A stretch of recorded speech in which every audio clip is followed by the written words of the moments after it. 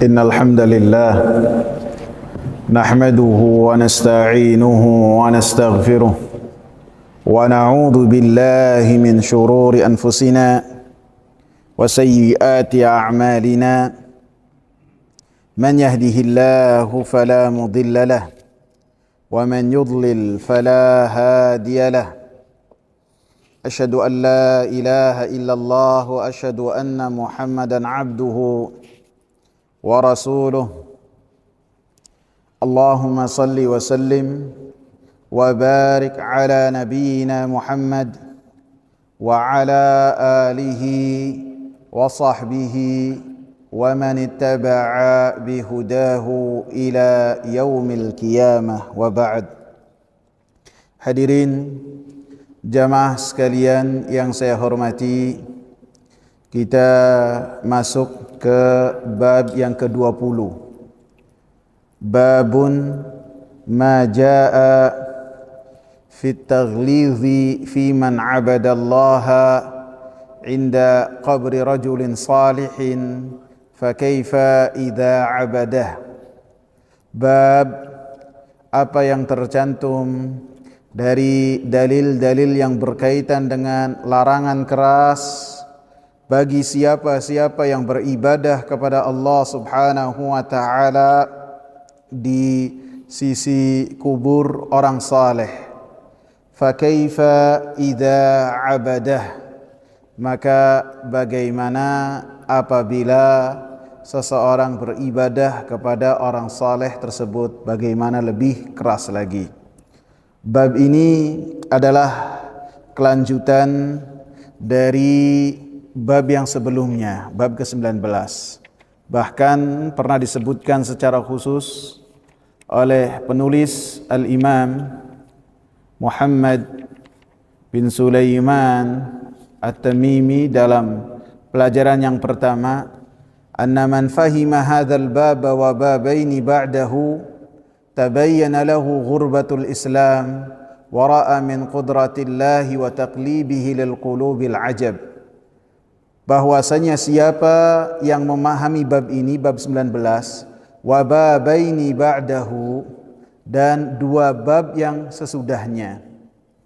Bab yang akan kita bahas, larangan keras bagi siapa-siapa yang beribadah kepada Allah di sisi orang saleh, dan bagaimana apabila beribadah kepada orang saleh tersebut.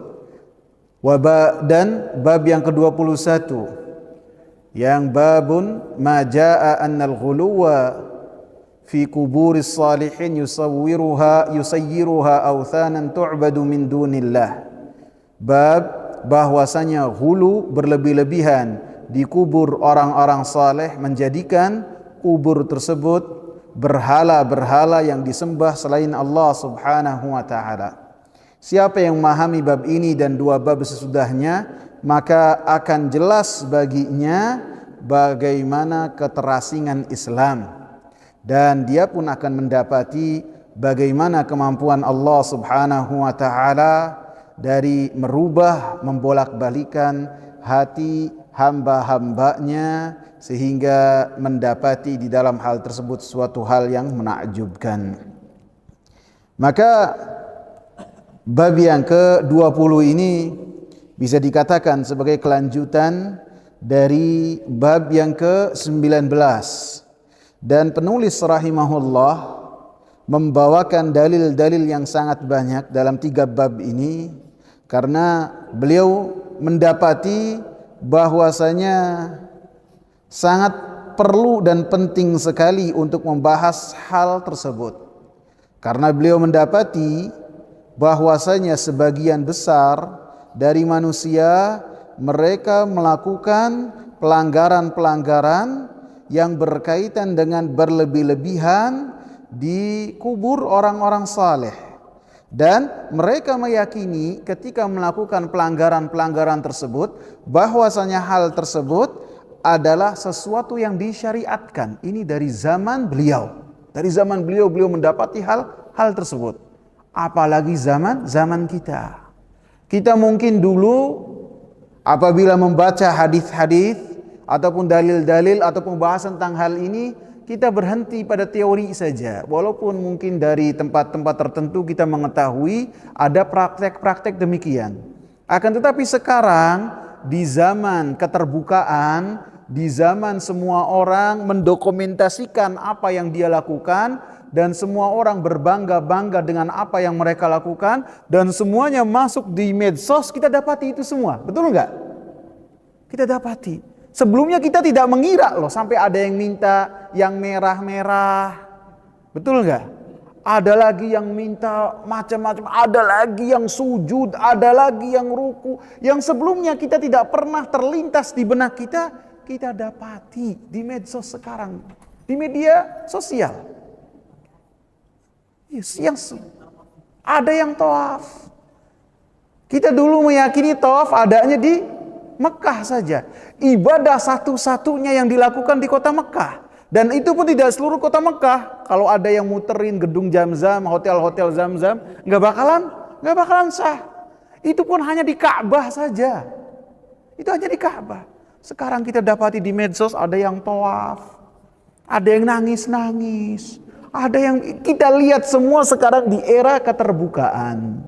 Padahal sebelumnya kita baru mengetahui tentang teori saja. Sehingga tidak heran penulis sampai membawakan 3 bab beruntun berkaitan tentang hal ini. Karena pada saat itu di Jazirah Arab, hal tersebut adalah hal yang lumrah. Semua orang apabila ingin beribadah, beribadahnya di tempat-tempat keramat, di kubur-kubur orang-orang yang dianggap saleh, sehingga mereka meyakini bahwasanya hal tersebut adalah hal yang disyariatkan. Sehingga apabila seseorang meyakini amalan yang rusak, kesyirikan sebagai suatu akidah, kemudian dia meyakini bahwasanya hal tersebut adalah hal yang diperintahkan oleh Allah Subhanahu wa taala, maka seseorang ketika keluar dari hal tersebut sangatlah susah sekali, sangatlah sulit sekali, karena menjadi keyakinan yang dengannya dia bela mati-matian, dia jaga semampu dia. Sehingga penulis rahimahullah, dari taufik Allah Subhanahu wa taala kepada beliau, meragamkan dalil-dalilnya, membawakan dalil-dalil yang sangat banyak, kemudian menjadikannya 3 bab beruntun yang pembahasannya berkaitan dengan beribadah kepada orang-orang saleh ataupun berlebih-lebihan kepada orang-orang saleh. Sehingga dalam hadis-hadis yang nanti akan kita bacakan, di dalamnya ada larangan-larangan keras dalam beribadah kepada Allah Subhanahu wa taala di sisi kubur orang-orang saleh. Jadi ketika seseorang beribadah, ibadahnya itu ikhlas, beribadahnya sesuai dengan apa yang telah dicontohkan oleh Rasulullah sallallahu alaihi wasallam, akan tetapi dia beribadahnya di kubur, di sisi kubur orang saleh, maka ada larangan yang keras. Larangannya keras. Karena seseorang ketika melakukan hal tersebut biasanya dalam rangka mencari barokah, dengan meyakini bahwasanya tempat tersebut lebih utama dari tempat selainnya, sehingga ketika beribadah, ibadahnya mengutamakan di tempat tersebut, di sisi kubur orang saleh. Maka bagaimana contohnya? Mungkin seperti apa? Seperti seseorang ketika sholatnya di kubur orang saleh, ataupun ketika bersedekahnya di sisi kubur orang saleh, ataupun ketika menyembelih sesembelihan, ia upayakan untuk menyembelihnya di tempat tersebut, walaupun dia rela bersusah-susah dengan membawa hewan sembelihannya. Kalau sembelihannya ayam masih mending, tinggal dia teng-teng dia sampai ke tempat tersebut. Kalau sapi, akhirnya kan membutuhkan tenaga, membutuhkan dana yang lebih, dan dia paksakan. Dan tidaklah seseorang melakukan hal tersebut kecuali ada keyakinan bahwasanya tempat yang ia tuju lebih istimewa dari tempat yang lainnya. Sehingga hal ini adalah sarana dan jalan wasilah yang akan menjadikan seseorang beribadah kepada orang yang ada di dalam kubur tersebut, maupun itu orangnya soleh ataupun tidak soleh. Itu akan menjadi jalan untuk seseorang beribadah ke orang yang di dalam kubur tersebut. Maka diingatkan, ini apabila ibadahnya kepada Allah ada larangan-larangan yang sangat keras. Lebih-lebih apabila ibadahnya kepada selain Allah Subhanahu wa taala kepada orang yang di dalam kubur tersebut, maka larangan dari Allah Subhanahu wa taala sangat keras.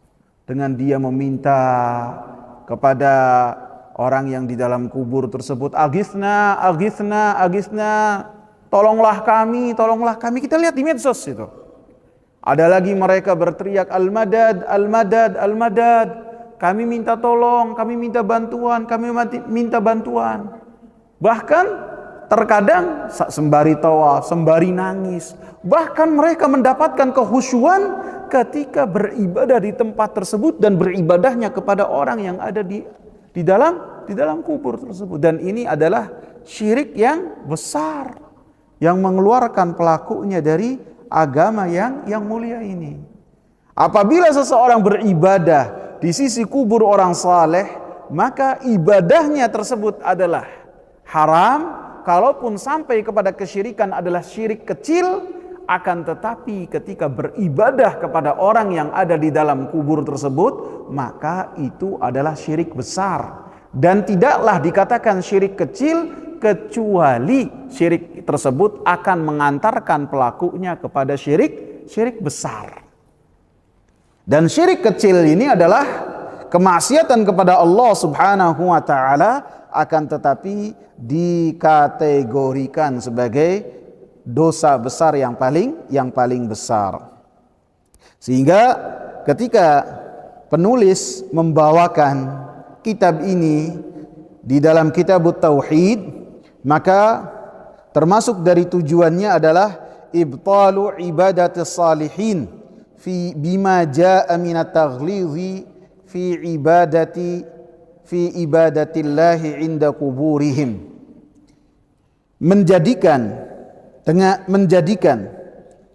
Menganggap batil dengan penjelasan-penjelasan yang beliau sampaikan yang berkaitan dengan ibadah kepada orang-orang saleh, dengan beliau mencantumkan dalil-dalil kerasnya Nabi sallallahu alaihi wasallam melarang orang-orang yang beribadah kepada Allah Subhanahu wa taala di sisi kubur orang-orang saleh. Sehingga ini ibtalu ibadatus salihin, membatalkan ibadah orang-orang saleh, bahwasanya ibadah kepada orang-orang saleh itu adalah kesyirikan yang besar. Dan yang kedua, maksud dari bab ini ibtalu ibadati ghairihim minal ahjari wal asjari wa ghairihima, menyatakan batil ibadah selain mereka.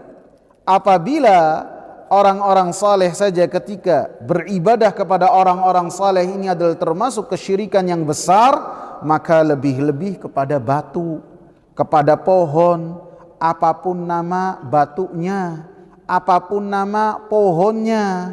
Maka ketika dengan pembahasan ini menunjukkan ibadah-ibadah selain orang-orang saleh, hal tersebut adalah hal yang batil juga seperti ibadah kepada orang-orang saleh. Sehingga dengan pembahasan hal ini ditujukan terhadap 3 hal. Ditargetkan dengan penjelasan-penjelasan ini 3 hal.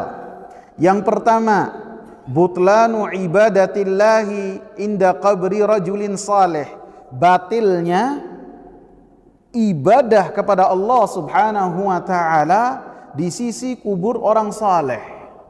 Batil itu artinya tidak sah. Tidak sah itu artinya ibadah seseorang tidak diterima oleh Allah Subhanahu wa taala ketika melakukannya di sisi kubur orang saleh. Karena apabila Rasulullah sallallahu alaihi wasallam melarang ataupun Allah melarang, Rasul melarang, maka larangan tersebut memiliki makna apabila seseorang melakukannya, melanggarnya, maka seseorang akan mendapatkan kerusakan. Di antara kerusakannya adalah berkaitan dengan ibadah yang dia lakukan. Yang kedua, butlanu ibadatir rajulis salihi nafsihi. Batilnya ketika seseorang beribadah kepada orang saleh tersebut. Karena tahapannya demikian. Seseorang pertama beribadah dulu kepada Allah Subhanahu wa taala di sisi kubur, kemudian tidak lama kemudian dengan berjalannya waktu dia merasa tenang, merasa khusyuk, merasa doa-doanya dikabul oleh Allah Subhanahu wa taala di tempat tersebut. Kemudian apa? Berdoa kepada orang yang ada di dalam kubur, mengagungkan orang yang berada di dalam kubur. Maka ibadah seseorang kepada orang yang di dalam tanah, di dalam kubur pun ibadah yang batil. Yang ketiga adalah batilnya ibadah kepada selain dari orang-orang saleh, seperti yang sudah saya sebutkan, yaitu yang berkaitan dengan batu ataupun pohon-pohon.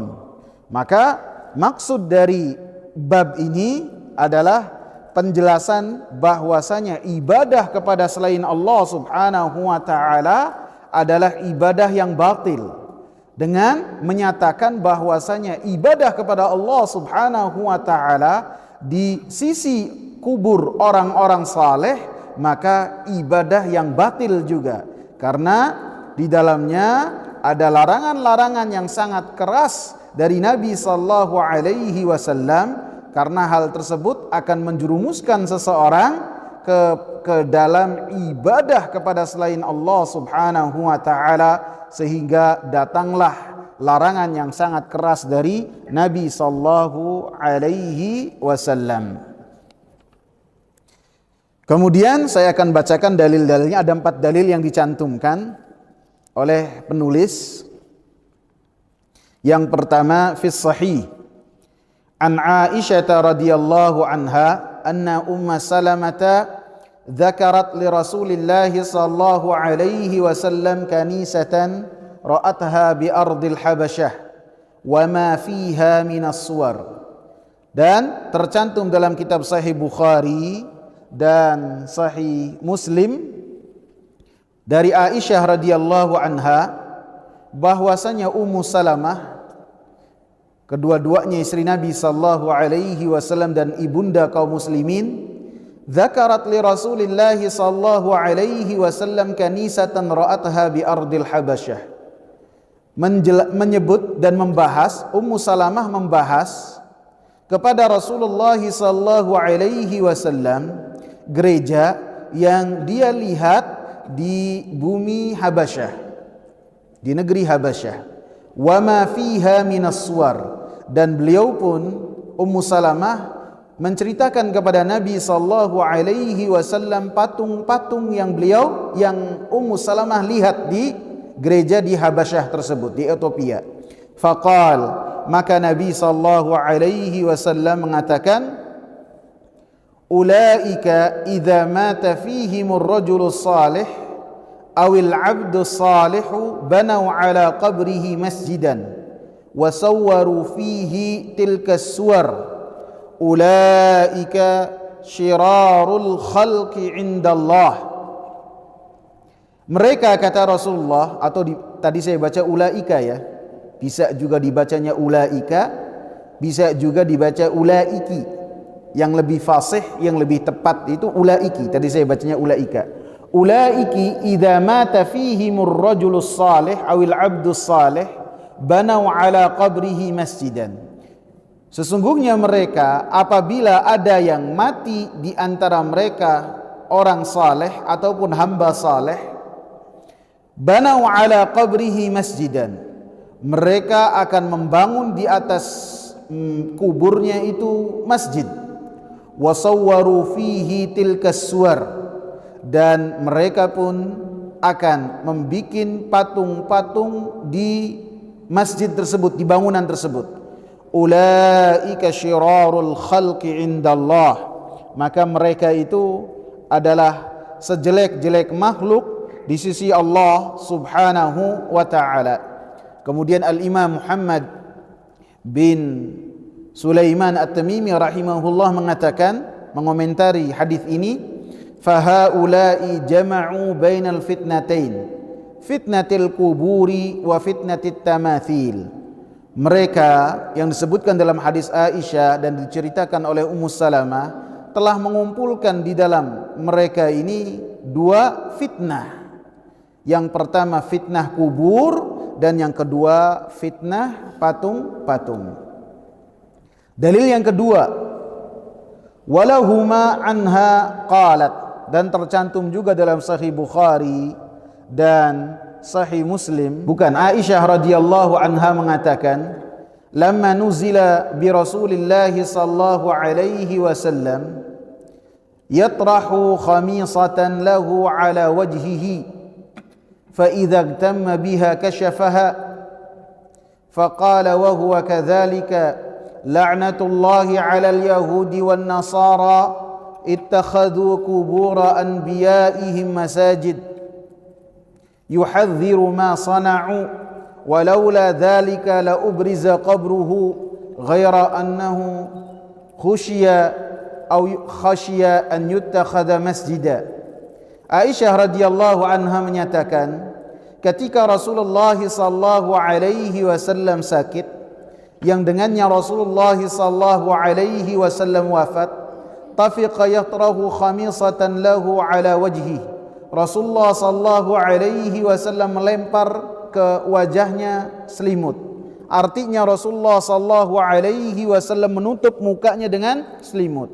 Fa idza tamma biha kashafaha. Kemudian Nabi sallallahu alaihi wasallam menyingkapnya. Wa huwa kadzalik. Kemudian Nabi sallallahu alaihi wasallam berkata, la'natullahi 'alal yahudi wan nasara ittakhadhu qubur anbiya'ihim masajid.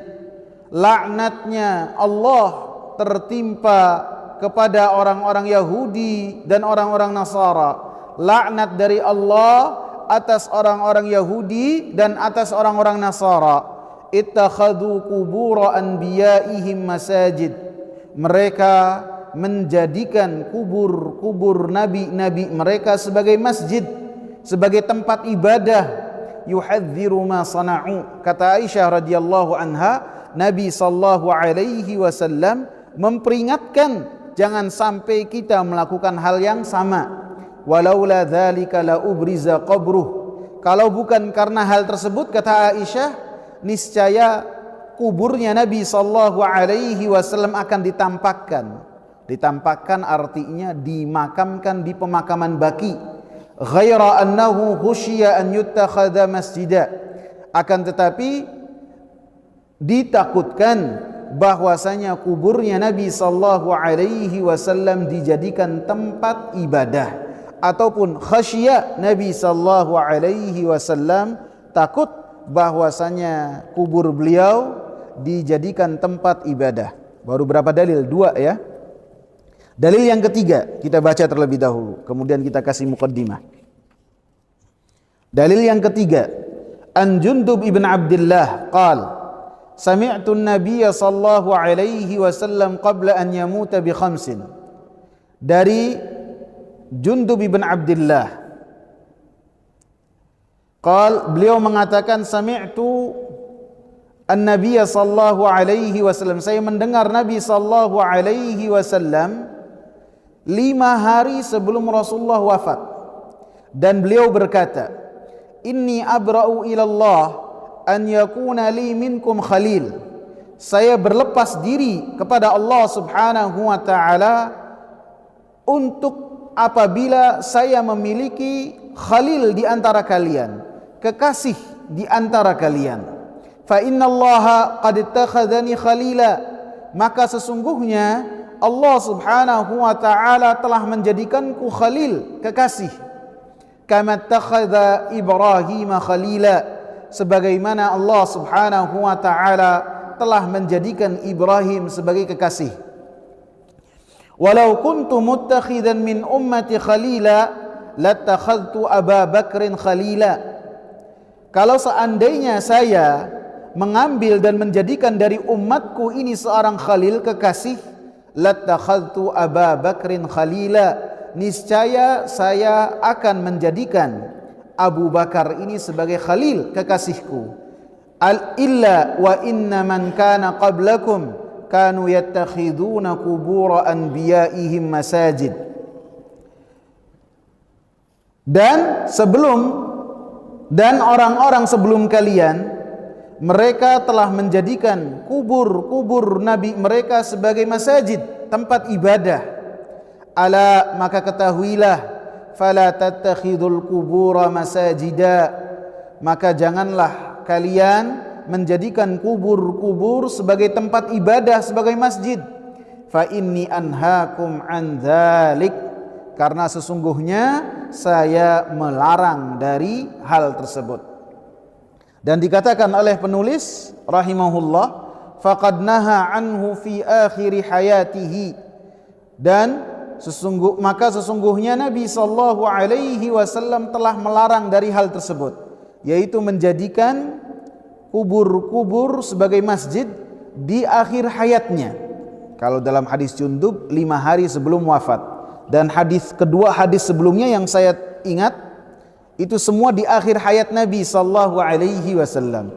Termasuk ketika Ummu Salamah berkata dan menceritakan kepada Aisyah, dan disebutkan juga di dalamnya ada Ummu Salamah, ibunda kita yang lain. Ketika mereka bertiga membahas tentang gereja yang dilihat oleh Ummu Salamah dan Ummu Habibah, maka pada saat itu Nabi sallallahu alaihi wasallam dirawat di rumah Aisyah di akhir hayat Nabi sallallahu alaihi wasallam. Jadi ketiga hadis ini semuanya di akhir hayat Nabi sallallahu alaihi wasallam. Maka kata penulis, Nabi sallallahu alaihi wasallam pun telah melarang dari hal yang sama di akhir hayatnya. Tsumma innahu la'ana. Kemudian sesungguhnya Nabi sallallahu alaihi wasallam melaknat man fa'alahu, yang melakukan hal tersebut, wassalatu indaha min dzalik, dan orang-orang yang salat di kubur-kubur dari perkara tersebut, wa huwa fis siyaq, dan Nabi sallallahu alaihi wasallam ketika mengatakan hal tersebut ketika di nafas-nafas Nabi yang terakhir. Antum bayangkan di nafas-nafas Nabi yang terakhir, Nabi sallallahu alaihi wasallam membahas tentang apa? Tentang tauhid.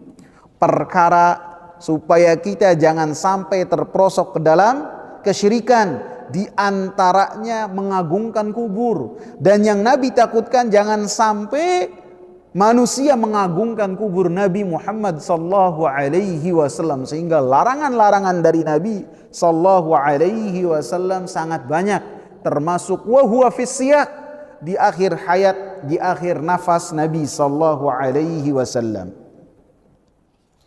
Wa illam yubna masjid, maka siapa walaupun tidak dibangun masjid, wassalatu indaha min dzalik wa illam yubna masjid, ini salah koma ini, wassalatu indaha min dzalik wa in lam yubna masjidun, dan salat di kubur itu termasuk dari apa yang dilarang oleh Nabi walaupun tidak dibangun masjid. Wa huwa fi ma'na qawlihi wa huwa fi ma'na qawliha, dan hal tersebut termasuk dari apa yang dikatakan oleh Aisyah, maknanya khusyiya an yuttakhadha masjida, ditakutkan kuburnya Nabi dijadikan masjid. Fa inna sahabata lam yakunu liyabnu haula qabrihi masjida, maka sesungguhnya para sahabat tidak mungkin untuk mereka itu membangun di sekitar kubur Nabi sallallahu alaihi wasallam masjid apabila Nabi dimakamkan di pemakaman baqi.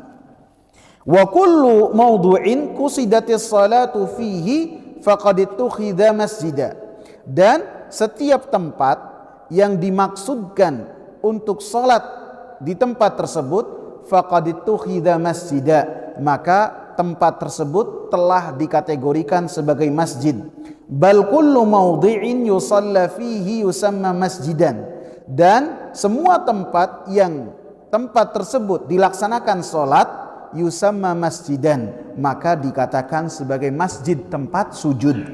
Kama qala Nabi sallallahu alaihi wasallam, seperti yang telah dikatakan oleh Nabi sallallahu alaihi wasallam, ju'ilat lil ardu masjidan wa tahura, dijadikan untukku bumi tempat salat dan sebagai alat untuk bersuci. Dikatakan bumi untuk Nabi sallallahu alaihi wasallam dan umatku sebagai masjid. Nanti akan kita bahas. Wali Ahmad bi sanadin jayyid, dan tercantum dalam Sunan Imam, dalam Musnad Imam Ahmad, Musnad Imam Ahmad bukan Sunan, Musnad Imam Ahmad, bisanadin jayyid, dengan sanad yang bagus, an Ibni Mas'ud, dari Abdullah bin Mas'ud marfu'an, dan dinisbatkan kepada Nabi sallallahu alaihi wasallam, inna min syirarin nas, sesungguhnya dari manusia-manusia yang paling jelek, man tudrikuhumus sa'atu wa hum ahya, orang-orang yang bertemu dengan hari kiamat yang besar dan mereka dalam keadaan hidup, maka itu adalah manusia yang paling jelek. Yang kedua, walladzina yattakhidhuna al-qubura masajida, dan orang-orang yang menjadikan kubur-kubur sebagai masjid, maka mereka pun manusia yang paling jelek di sisi Allah Subhanahu wa ta'ala. Jadi dengan dibahasnya hal ini dan disebutkan 4 dalil, bahkan beliau pun membawa perkataan ulama dan menjelaskan tentang apa itu masjid. Dengan dibahas tentang hal ini, maka ada 2 faedah yang bisa kita dapat. Yang pertama, untuk kita ini senantiasa menutup jalan kepada kesyirikan kepada Allah Subhanahu wa ta'ala. Jadi semua dzari'ah, semua jalan yang akan menjerumuskan kita kepada kesyirikan kepada Allah Subhanahu wa ta'ala, maka kita harus menutupnya. Sehingga larangan keras, bahkan laknat yang tercantum dari Nabi sallallahu alaihi wasallam yang berkaitan dengan orang yang beribadah kepada Allah di sisi kubur, maka itu semua karena akan menjadi jalan yang menjerumuskan seseorang kepada kesyirikan kepada Allah Subhanahu wa ta'ala. Kemudian pelajaran yang kedua adalah tentu peringatan yang keras dari kesyirikan kepada Allah Subhanahu wa ta'ala. Dari bab ini saja kita sudah bisa mengambil pelajaran. Karena apabila larangan tersebut diberikan teguran yang keras, diberikan kepada orang yang beribadah kepada Allah Subhanahu wa ta'ala di sisi orang kubur orang saleh, bagaimana kerasnya yang berkaitan dengan orang yang beribadah ke kubur tersebut. Maka ini adalah kesyirikan yang besar yang akan mengeluarkan pelakunya dari agama yang mulia ini. Maka patut kita ketahui bahwasanya syariat yang dibawa oleh Nabi sallallahu alaihi wasallam adalah syariat yang mudah diamalkan, yang mudah dipahami, yang berkaitan dengan muamalat, yang berkaitan dengan ibadah. Maka apa yang dibawakan oleh Nabi sallallahu alaihi wasallam adalah yang di dalamnya ma yuridullahu bikumul yusra. Apabila seorang memahaminya, maka akan paham bahwasanya agama ini adalah agama yang mudah untuk diamalkan, tidak susah, tidak ribet. Rasulullah mengatakan inna dina yusrun, agama ini adalah mudah bagi yang memahaminya. Akan tetapi yang berkaitan dengan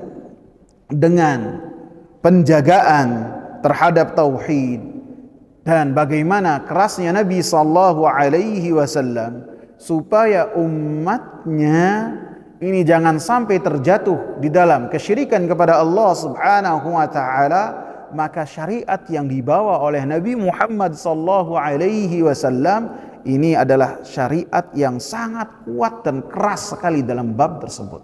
Keras supaya umatnya ini waspada.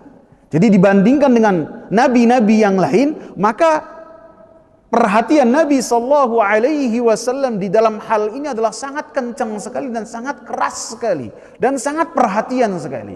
Bahkan dalam penggunaan kata sambung yang berkaitan dengan wa dan summa, wa artinya dan, summa artinya kemudian.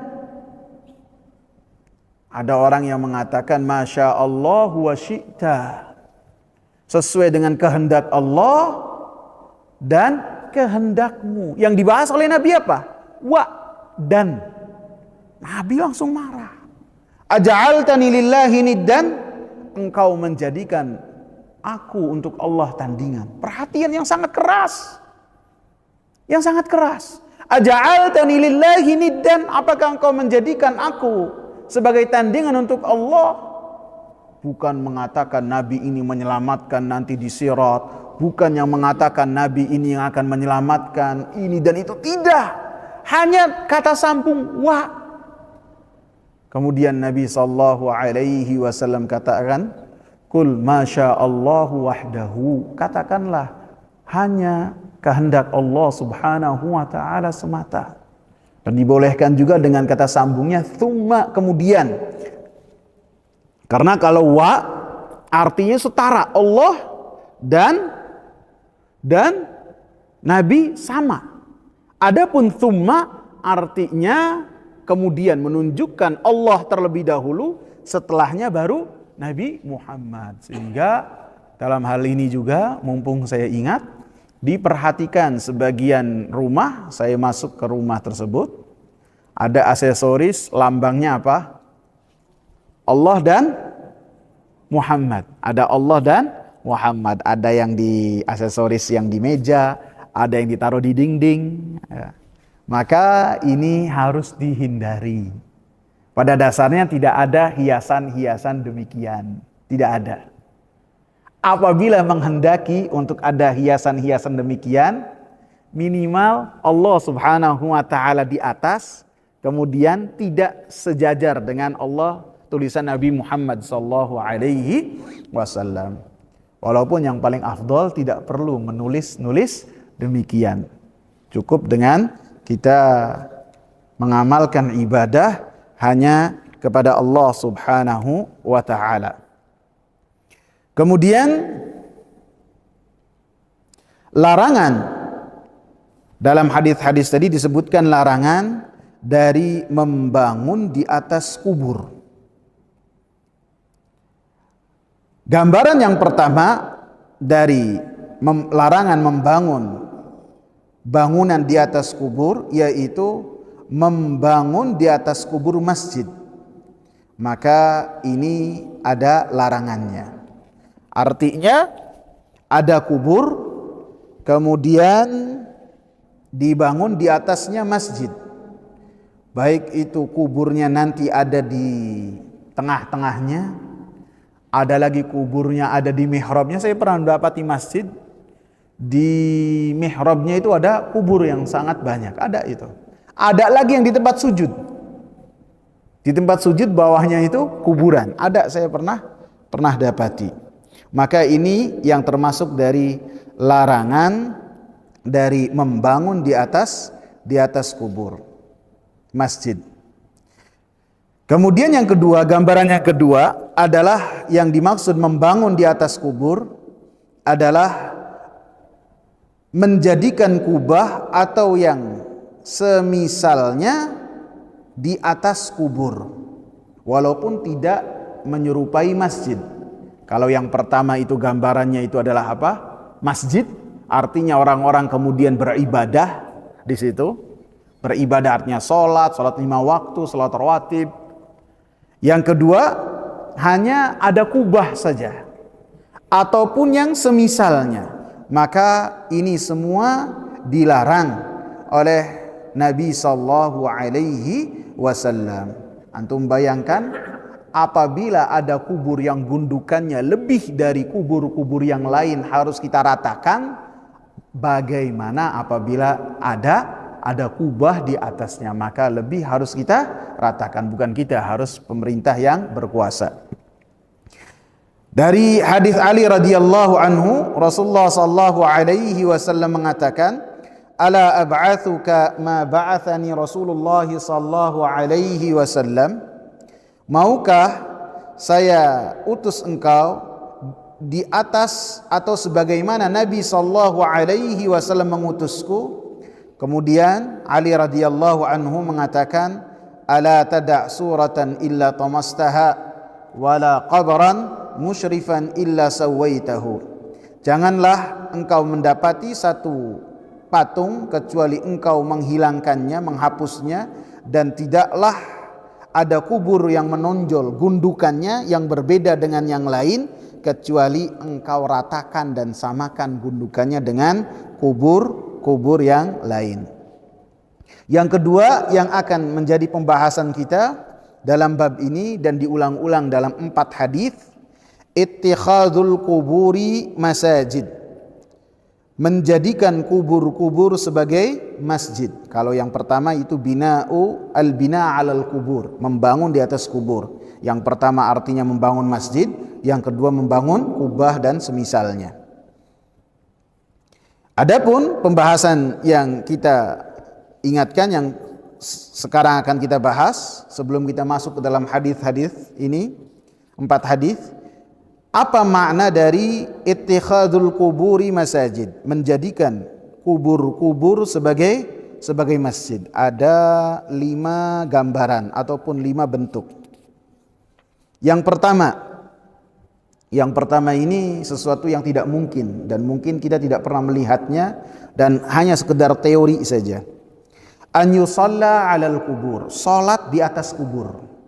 Artinya seseorang di atas gundukan kubur, dia salat, dia sujud, dia ruku, maka ini telah menjadikan kubur tersebut sebagai satu masjid. Walaupun dikatakan oleh penulis dan penjelas di kitab ini mengatakan walaupun hal ini bisa jadi tidak terjadi ataupun apabila seorang melakukannya, maka ini adalah larangan yang paling keras.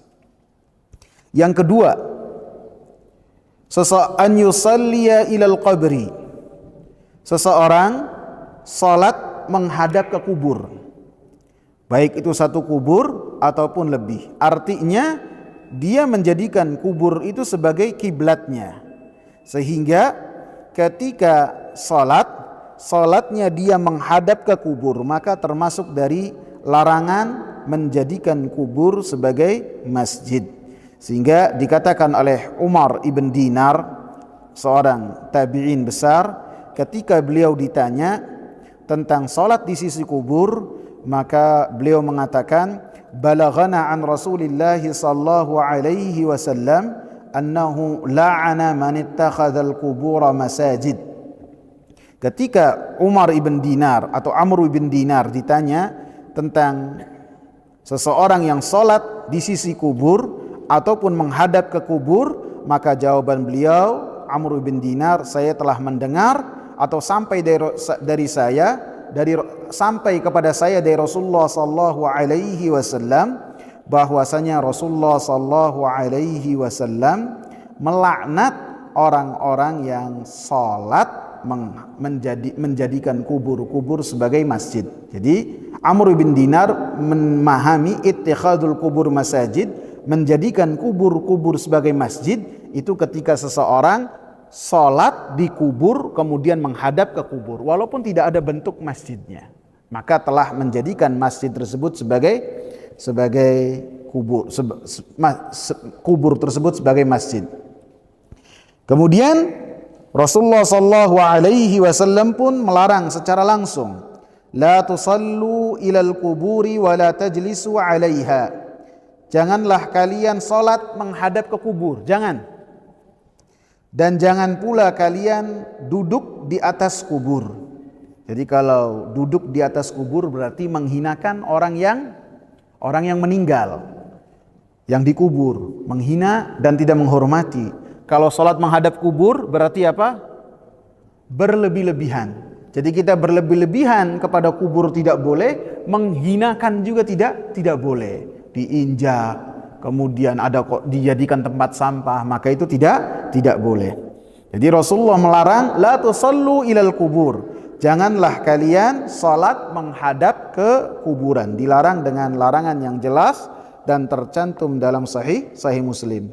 Dan Al-Imam Bukhari mencantumkan hadis mu'allaq dalam kitab sahihnya dan disambungkan, karena hadis mu'allaq itu hadis yang sanadnya tidak bersambung, dan dicantumkan oleh Imam Bukhari dalam kitab sahihnya, dan disambungkan hadis tersebut oleh Al-Imam Ibn Abi Syaibah dan Abdul Razzaq dengan sanad yang sahih, bahwasanya Umar radhiyallahu anhu melihat Anas ibn Malik radhiyallahu anhu salat menghadap ke kubur. Jadi Umar bin Khattab melihat Anas ibn Malik salat menghadap ke kubur. Dan Anas radhiyallahu anhu pada saat itu tidak mengetahui bahwasanya dia itu salat menghadap ke kubur. Maka Umar bin Khattab radhiyallahu anhu berteriak kepada Anas ibn Malik dan menyeru kepada Anas ibn Malik dengan seruan yang sangat keras dengan mengatakan al-qabra, al-qabra. Kubur, Anas, kubur. Padahal Anasnya lagi salat. Hatta inna Anasan, Anas ketika mendengarnya qabra, dia mengiranya qamar. Apa qamar? Bulan. Karena ba sama mim ini makhrajnya sama di bibir. Al-qabra. Anas ibn Malik mendengarnya qamar. Oh, berarti suruh lihat qamar. Dia melihat ke atas. Maka kemudian Umar bin Khattab radhiyallahu anhu mengatakan, innama aqulul qabr. Sesungguhnya saya mengatakan kubur. La tusalli ilaih. Jangan kamu salat menghadap kubur. Maka langsung dibatalkan oleh Anas ibn Malik. Jadi makna yang kedua dari salat, dari menjadikan kubur-kubur sebagai masjid adalah salat menghadap ke kubur. Baik itu kuburnya satu ataupun kuburnya banyak. Makna yang ketiga dari ittikhadul kuburi masajid, menjadikan kubur itu sebagai masjid, adalah salat di kubur, di area kubur, yaitu di area pemakaman.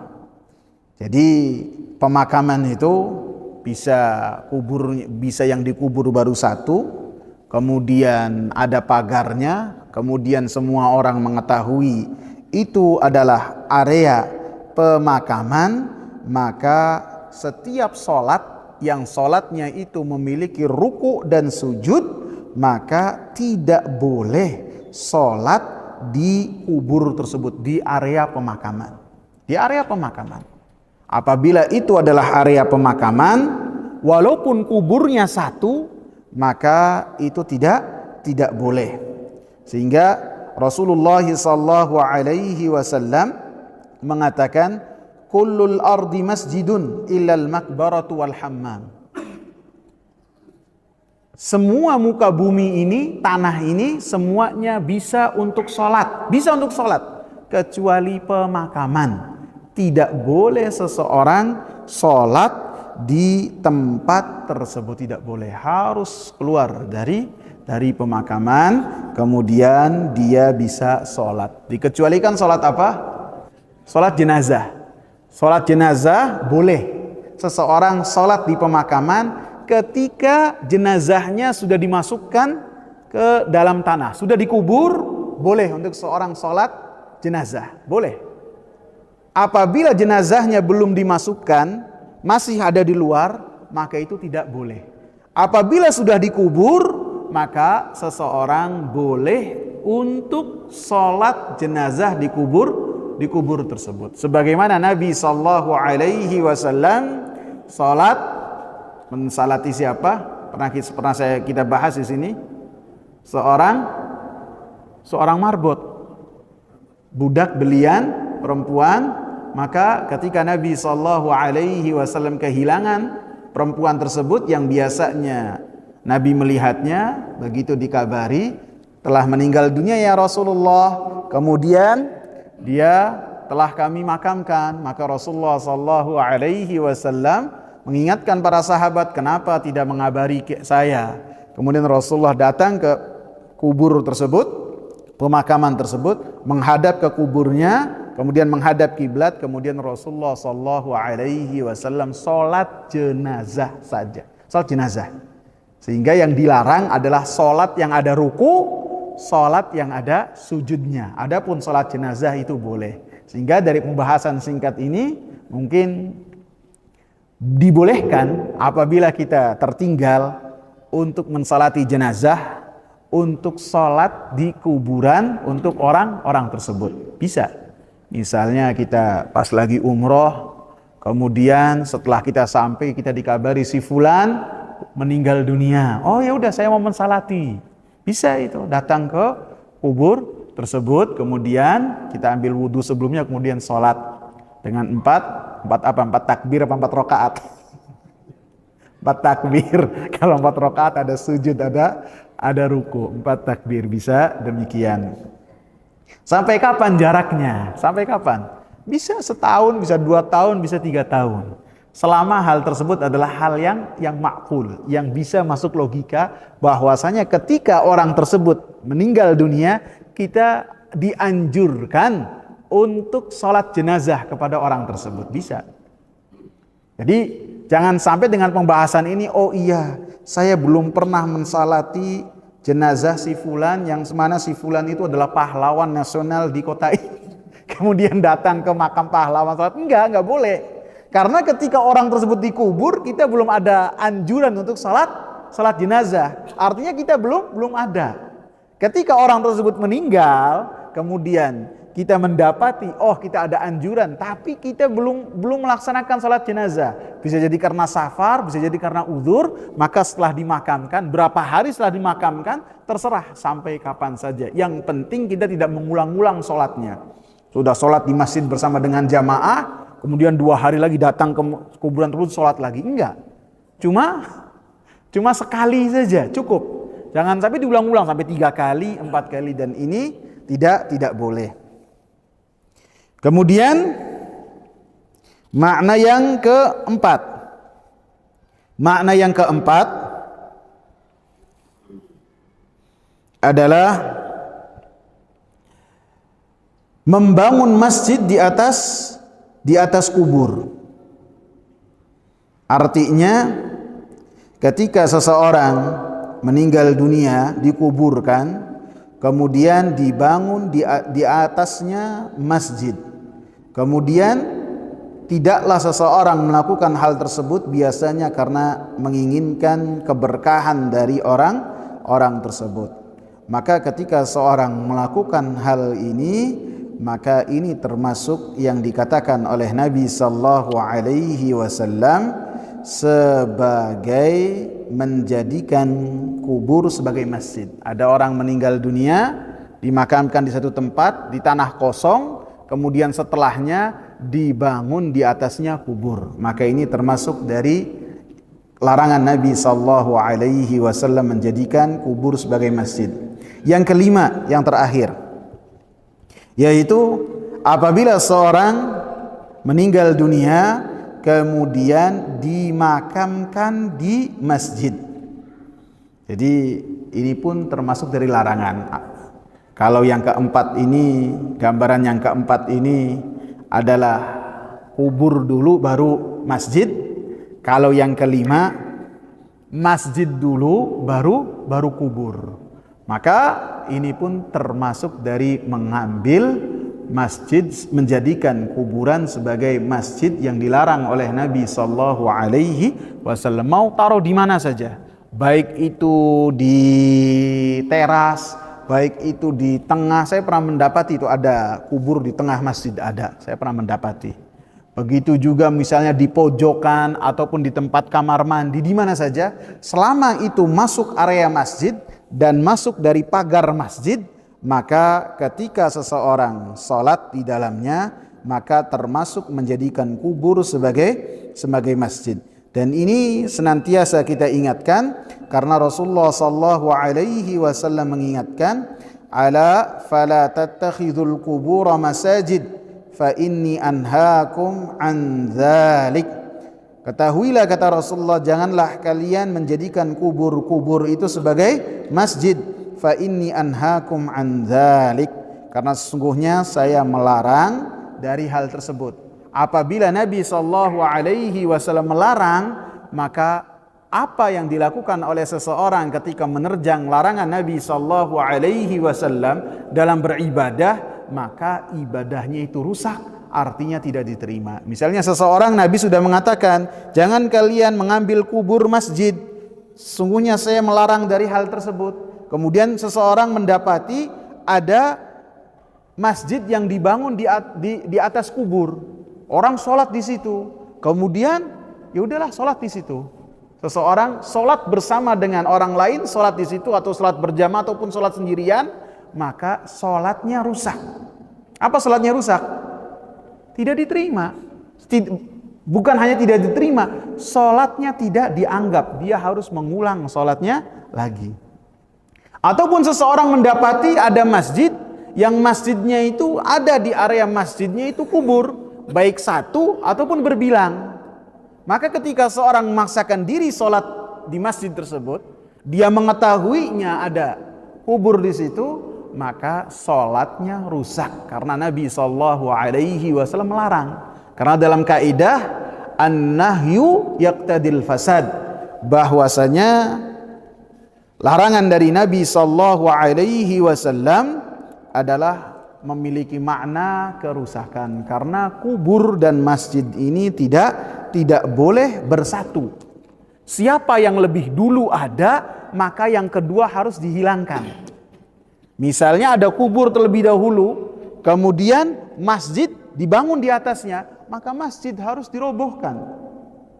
Apabila sebaliknya ada masjid terlebih dahulu, kemudian dimasukkan, dikubur di area masjid tersebut orang, jenazah, maka jenazahnya yang harus dipindahkan, sehingga masjid tersebut bisa untuk digunakan untuk sholat. Karena kedua-duanya diperhatikan mana yang terlebih dahulu. Wallahu ta'ala alam. Muqaddimah masih ada, kita lanjutkan, dan insya Allah akan kita lanjutkan besok.